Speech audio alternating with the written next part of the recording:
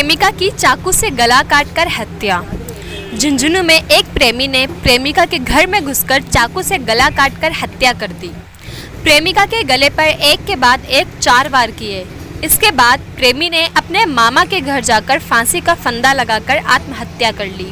प्रेमी ने आत्महत्या से पहले व्हाट्सएप के स्टेटस पर प्रेमिका के साथ खुद की फोटो भी लगाई।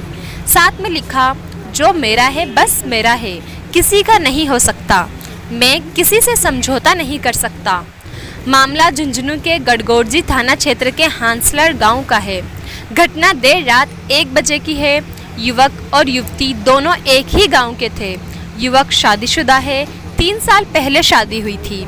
शादी के 1 साल बाद युवक की पत्नी छोड़कर चली गई थी। वहीं मृतका प्रियंका 20 साल की अविवाहित थी, बीएड की तैयारी कर रही थी। मृतक युवक सुरेश पुत्र धर्मपाल 32 साल का शराब का ठेका चलाता है। गांव में ही धर्मपाल के 2 ठेके हैं। युवक के खिलाफ अवैध शराब की तस्करी के 4-5 मामले दर्ज हैं।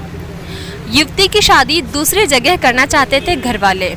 युवक व युवती काफ़ी समय से रिलेशन में थे। युवक शादी का दबाव बना रहा था, लेकिन युवती के घर वाले राजी नहीं थे।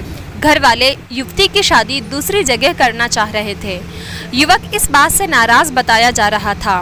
फिलहाल पुलिस मामले की जांच में जुटी हुई है। घर में घुसकर किया हमला।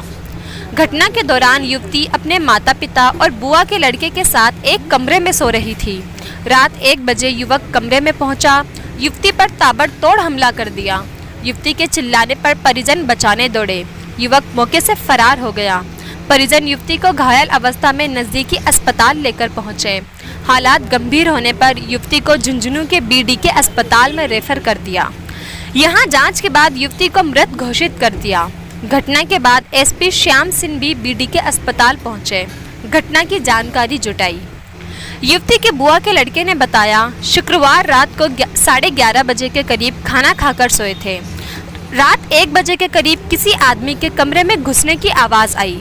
जैसे ही उठा तो देखा कि एक युवक उसके मामा की लड़की प्रियंका पर वार कर रहा है। जैसे ही युवक को पकड़ने की कोशिश की तो उसने मुझ पर भी हमला कर दिया और फरार हो गया। युवती के बुआ के लड़के के अनुसार 2 युवक घर में घुसे थे। इसमें एक युवक घर के बाहर खड़ा था। शनिवार सुबह 10 बजे के करीब पुलिस की मौजूदगी में युवती का पोस्टमार्टम कर शव परिजनों को सौंप दिया। पोस्टमार्टम के बाद परिजन शव लेकर गांव चले गए। घटना के बाद गांव में तनाव की स्थिति बनी हुई है। प्रशासन मौके पर मौजूद है। स्थानीय विधायक राजेंद्र गुड़ा भी मौके पर पहुंचे। थाने के गांव हसनसर में सुमेर सिंह की पुत्री प्रियंका का रात को चाकू से गर्दन चाकू लगे मार चोट पहुंची, जिसका अस्पताल में इलाज के दौरान मृत्यु हो गई।